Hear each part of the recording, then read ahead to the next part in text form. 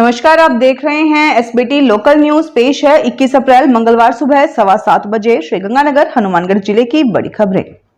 श्रीगंगानगर में सूरतगढ़ रोड स्थित national highway 62 पर चुनावर थाना क्षेत्र में लोक परिवहन की बस की टक्कर से मोटरसाइकिल सवार एक युवक की मौत हो गई, जबकि दूसरा घायल हो गया।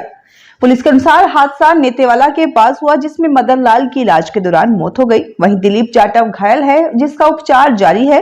दोनों मजदूरी का कार्य करते थे और रात को राशन लेने जा रहे थे। हादसे के बाद बस चालक मौके से फरार हो गया। आक्रोशित लोगों ने बस में तोड़फोड़ भी की। पुलिस ने चालक के खिलाफ लापरवाही का मामला दर्ज कर जांच शुरू कर दी है।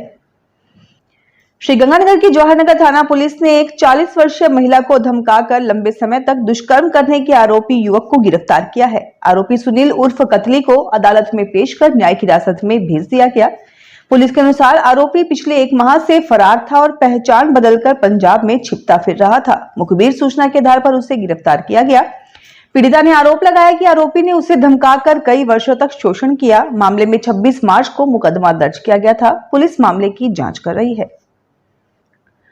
श्रीगंगानगर जिले के साधुशहर रेलवे स्टेशन के पास रेलगाड़ी की चपेट में आने से एक युवक की मौत हो गई। मृतक की पहचान भरत कुमार के रूप में हुई है।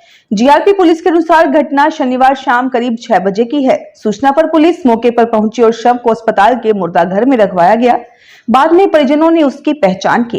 परिजनों के अनुसार भरत कुमार नशे का आदी था और अक्सर घर से बाहर रहता था। पुलिस ने मर्ग दर्ज कर जांच शुरू कर दी है। श्रीगंगानगर के पुरानी बादी थाना क्षेत्र में एक महिला ई रिक्शा चालक के घर दिन दहाड़े चोरी की वारदात सामने आई है। चोर घर से लाखों रुपए के जेवर, नकदी और मोबाइल फोन लेकर फरार हो गए। पुलिस के अनुसार वार्ड नंबर 5 शक्तिनगर निवासी रानी जायसवाल ने रिपोर्ट दी कि वह सुबह काम पर गई थी और दोपहर लौटने पर घर से लोहे का संदूक गायब मिला। संदूक में सोने चांदी के जेवरात, करीब 25,000 रुपए नगद और मोबाइल फोन रखा था। जेवरों की कीमत करीब 5 लाख रुपए बताई जा रही है। मामले में पुलिस ने अज्ञात के खिलाफ मुकदमा दर्ज कर जांच शुरू कर दी है। श्रीगंगानगर जिले के पदमपुर थाना क्षेत्र में कार की टक्कर से मोटरसाइकिल सवार एक युवक की मौत हो गई, जबकि उसका जीजा घायल हो गया। पुलिस के अनुसार मृतक घनश्याम जाटव है, जो ईंट भट्टे पर कार्य करता था। घटना में घायल सचिन उसका जीजा है। दोनों शनिवार शाम मोटरसाइकिल से जा रहे थे, तभी तेज रफ्तार कार ने टक्कर मार दी। घनश्याम को प्राथमिक उपचार के बाद बीकानेर रेफर किया गया, जहां इलाज के दौरान उसकी मौत हो गई। पुलिस ने परिजनों की रिपोर्ट पर कार चालक के खिलाफ मामला दर्ज कर जांच शुरू कर दी है। राजस्थान बार काउंसिल चुनाव को लेकर श्रीगंगानगर जिले में तैयारियां तेज हो गई हैं। करीब 8 वर्ष बाद हो रहे इस चुनाव के लिए 22 अप्रैल को जिले के 7 स्थानों पर मतदान होगा। श्रीगंगानगर बार एसोसिएशन में 2 पोलिंग बूथ बनाए गए हैं, जहां 1648 मतदाता अपने मताधिकार का प्रयोग करेंगे। वहीं पदमपुर, श्रीकरणपुर, रायसीनगर, अनूपगढ़, घरसाना, सूरतगढ़ और सादुल शहर में एक-एक केंद्र स्थापित किए गए हैं। चुनाव में 23 पदों के लिए 234 उम्मीदवार मैदान में हैं। सहायक चुनाव अधिकारी राजेश कुंबर ने बताया कि मतदान सुबह 8 बजे से शाम 5 बजे तक होगा और निष्पक्ष प्रक्रिया के लिए विशेष टीम गठित की गई है। श्रीगंगानगर जिले के रायसीनगर की 74 आरबी ग्राम सेवा सहकारी समिति में करीब 42 लाख रुपए की वित्तीय अनियमितता के मामले में उप रजिस्ट्रार दीपक कुक्कड़ ने व्यवस्थापक मनदीप सिंह को राहत दी है।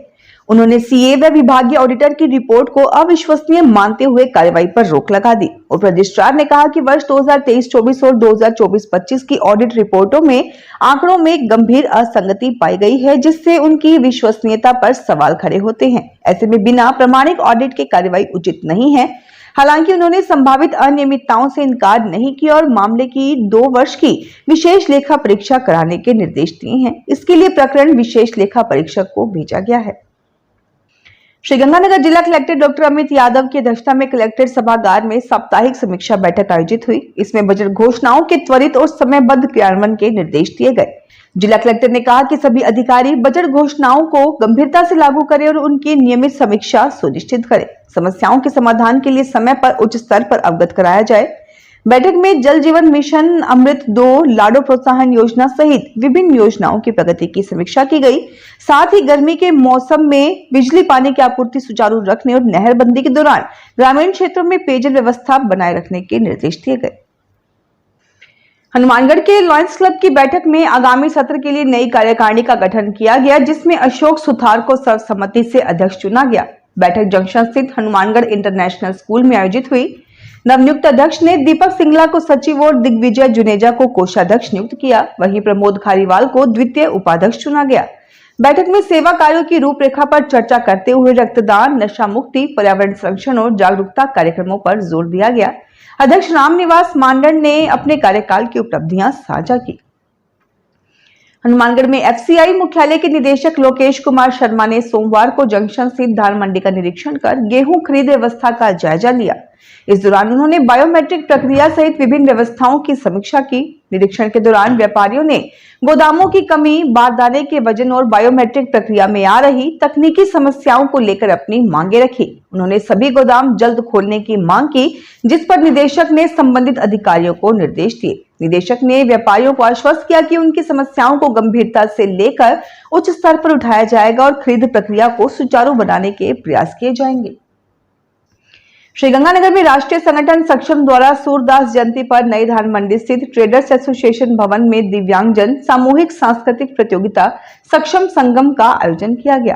कार्यक्रम में करीब 90 दिव्यांग बच्चों ने अपनी प्रस्तुतियों से सभी को मंत्रमुग्ध कर दिया।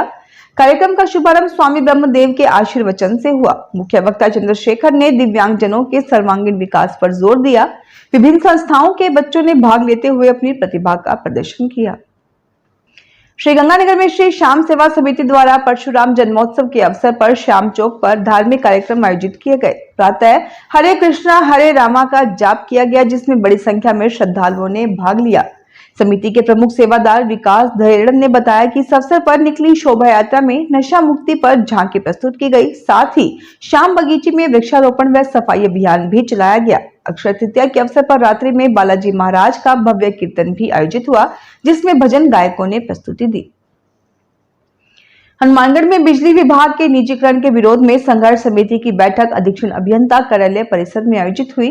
बैठक में कर्मचारी संगठनों के निजीकरण के संभावित प्रभावों पर चिंता जताई गई। संयोजक अरविंद गढ़वाल ने कहा कि निजीकरण से कर्मचारियों के साथ साथ आम उपभोक्ताओं पर भी असर पड़ेगा। उन्होंने 27 अप्रैल को हनुमानगढ़ व श्रीगंगानगर में बड़े आंदोलन का आह्वान करते हुए सभी से भागीदारी की अपील की।